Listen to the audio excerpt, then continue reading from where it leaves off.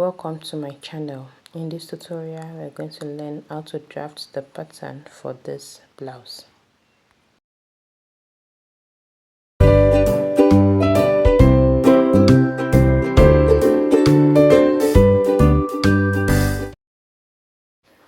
The first thing I'll do to make it simple is to draft the basic pattern, and the pattern I will draft is from the shoulder to the waist for now.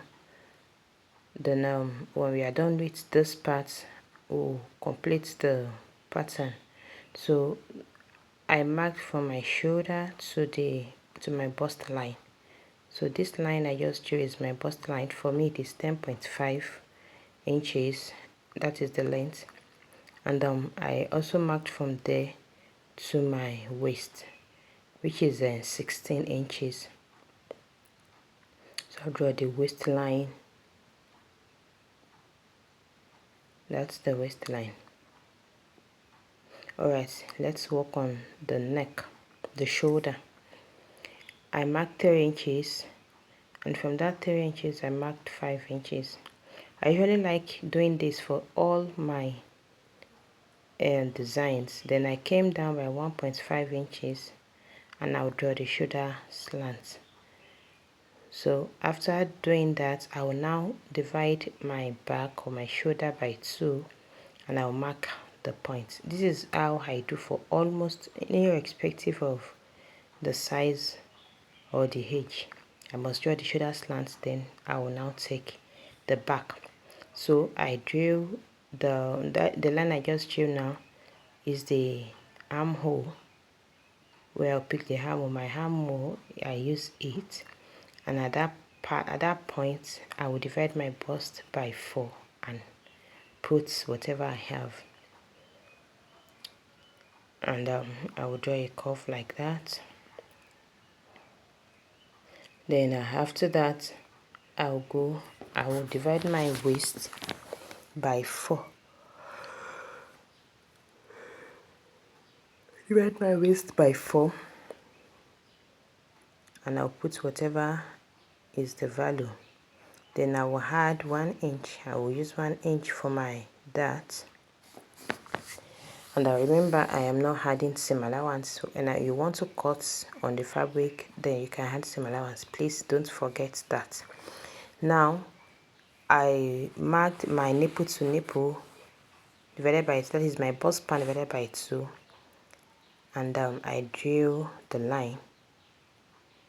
For me it is 8, so I divided it into 2 by 2, which is 4. So that is what I just marked. Now I will now take my dart, ½ inch to the right, ½ inch to the left, and I will draw the dart leg. I will draw the dart leg. So the next thing is for me to transfer this same markings to the other side of my pattern paper so that you understand better. I'll cut it, then I'll transfer it to the other side.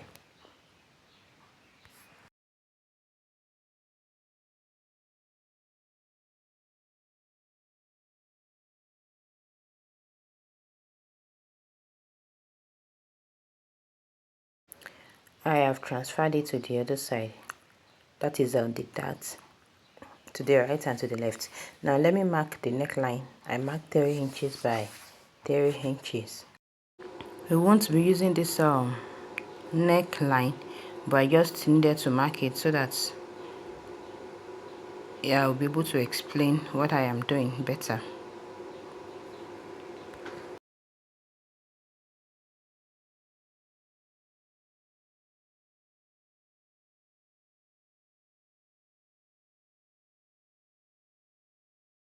Alright, this is what we have.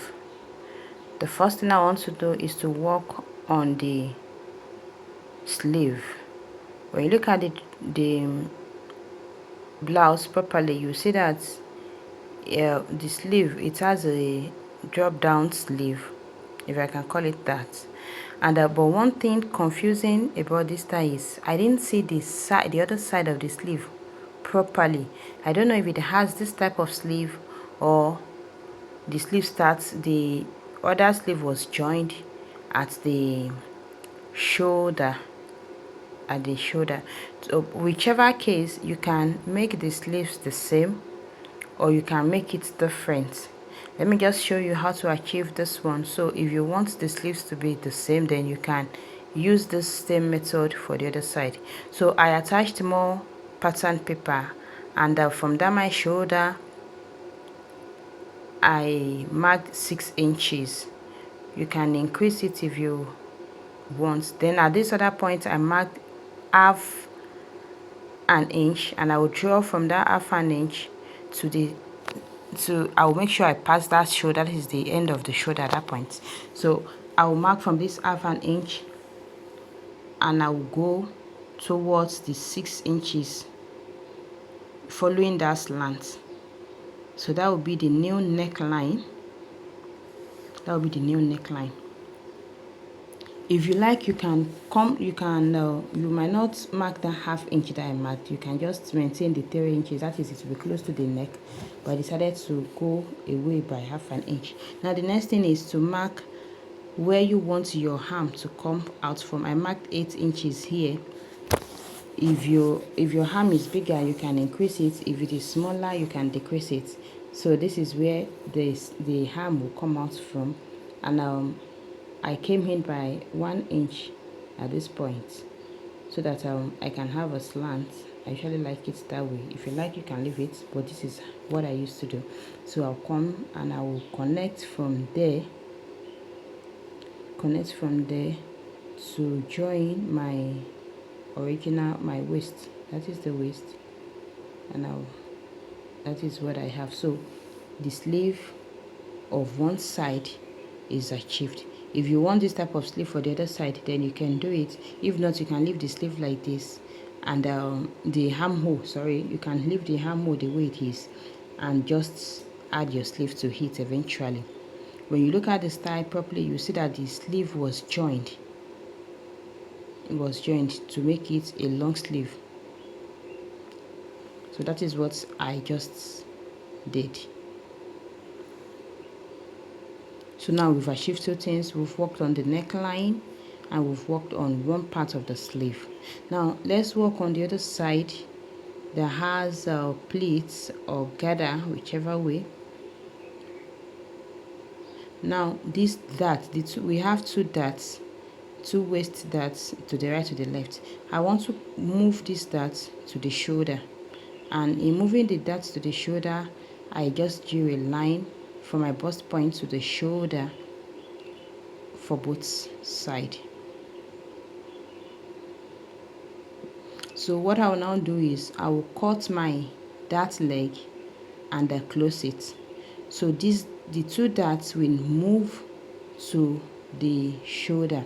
If you don't know how to do this, I have a video on my channel where I taught that manipulation. So you might want to watch that video. That video will make you understand what I'm doing here better and properly. So I will drop the link to that video in the description box. That is that manipulation. You will understand why I did this and the use of that manipulation. So you can watch that video. So what I'm just doing here basically is moving my darts, closing the darts at the waistline and moving it to the shoulder. And what will this do for us? It will create that, you see that fold or that pleat at that shoulder. That is what I want to achieve. It will create it for us. So once I open this up, I will now put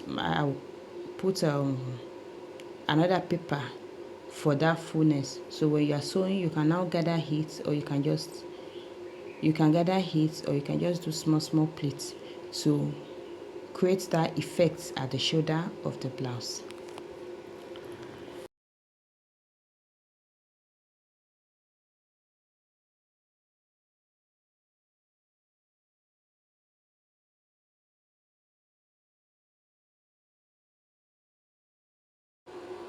So I'll just add another pattern paper.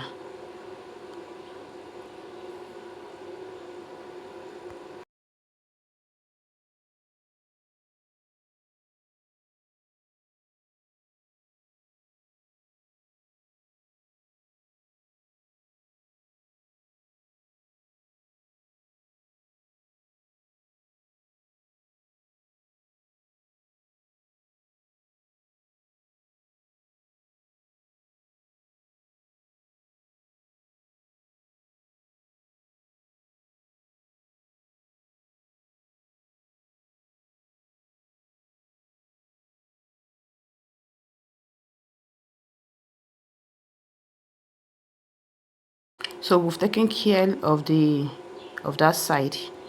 Now I'll close it temporarily because we need to extend our blouse at this point.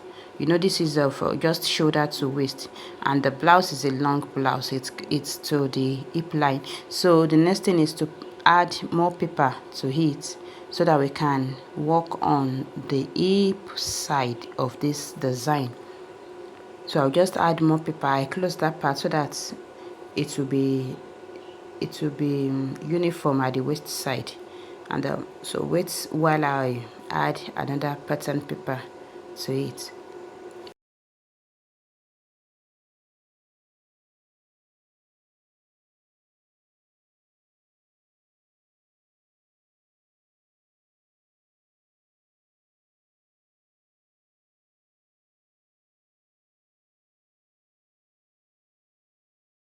I've extended it to the points that I want. So you determine what you want, the length of the blouse.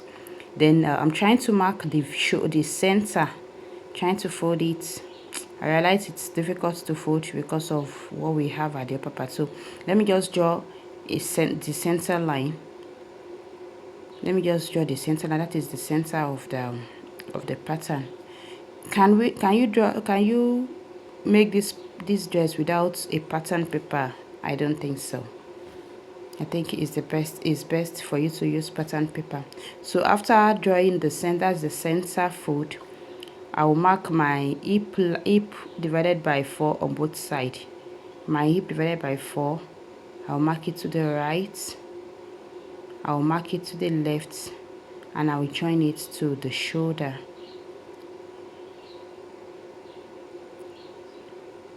So what we are trying to achieve here is the ruffle by the lower part of this dress. That is the fold by the lower part of this dress. And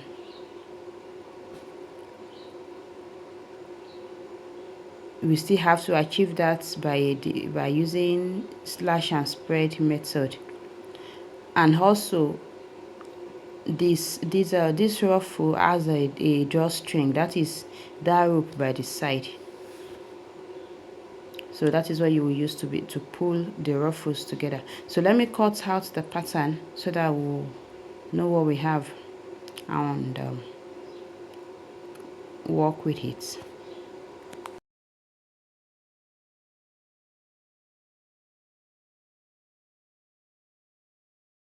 All right, this is what we have. So the next thing is I want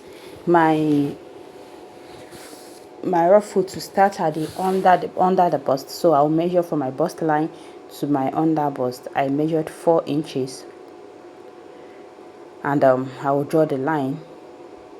This is more like my under bust line.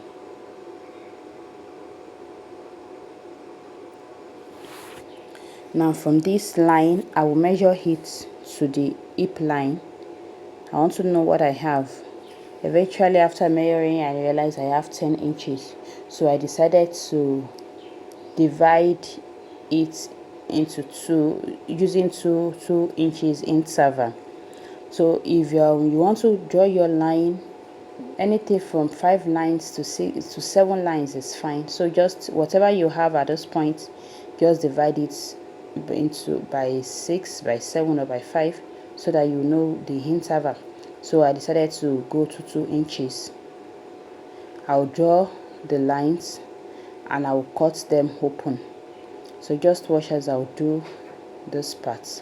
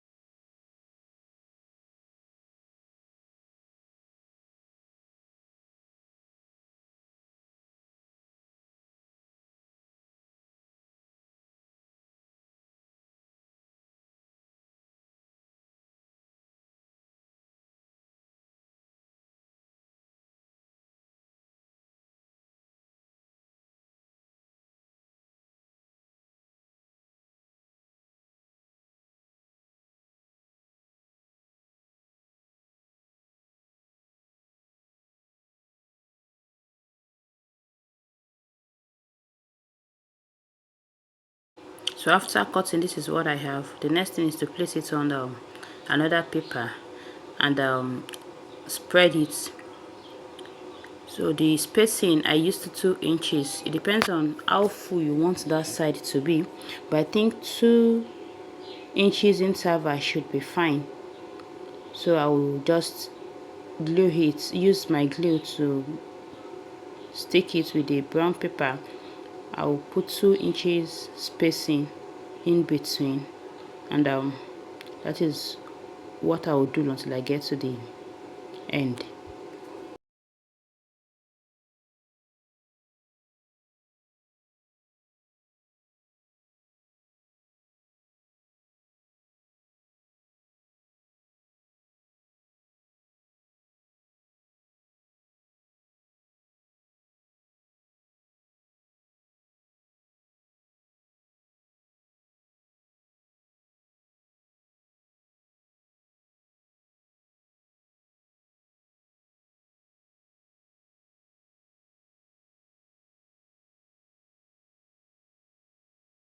Okay, this is what I have. So the next thing is for me to fold it. I'll fold it and I'll trim off the excess brown paper, and I'll come back to show you what we have achieved.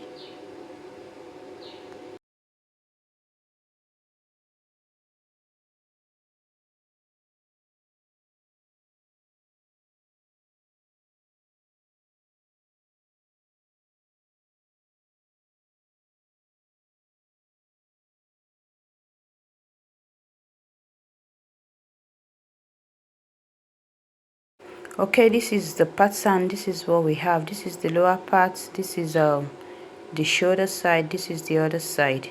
Now if you want your sleeve to be the same, then at this point you increase it to the way I did at this point. If that is not, that is where you are going to add the other sleeve to. At this shoulder you can do large pleats or small pleats, and that is your neckline. You sew the shoulder at that point, the sleeve at that point, then you join it. Then at this other side you add a channel inside and put your drawstring. You sew that part, add your channel, put your drawstring that you can pull. That is that rope that you can pull. Now if you use a stretchy material, you don't need a zipper, but if your material is not stretchy, then at this other side you definitely need a zipper. There is no zipper at the back. It should be at this side that I'm touching. That part, that is where you put a zipper if your material is not stretchy. But if you're using a stretchy material, there is no need for zipper. I hope you have learned something in this tutorial. If you want me to sew this pattern, if you want me to sew it, drop the comments. Let me know if you want me to do a step-by-step cutting and sewing on a fabric. See you in my next tutorial. Bye.